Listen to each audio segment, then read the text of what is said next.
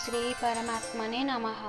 भगवान वैशंपायन कहते सर्वशास्त्रमयी गीता अर्थात गीता सर्वशास्त्रपूर्ण धर्मग्रंथ सर्वभावना और उदारता निमित्त गीता सकल धर्मर सकल संप्रदायर और सकल श्रेणीर लोकों धर्मग्रंथ हेबार योग्यता अर्जन करिछि।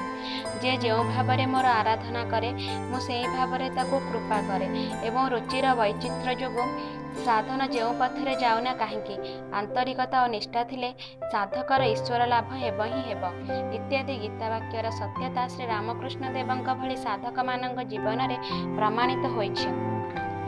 आज आम श्रीमद् भागवत गीतार प्रथम अध्याय अर्जुन विषाद योगर 33 एवं 34 श्लोक विषय जानिबा।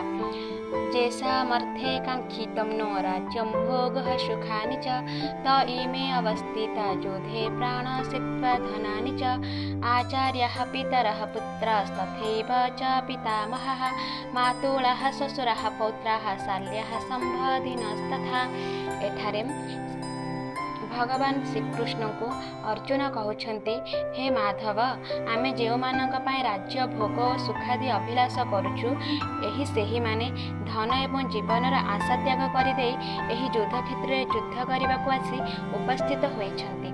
पुनः समस्त गुरु माने पिता माने पुत्र माने सेहीपरि पितामह माने मातुल माने श्वशुर माने और नाती माने शालक माने तथा अन्य संबंधी माने मध्य एठारे उपस्थित होई युद्ध करने को अपेक्षा करिछन्ति।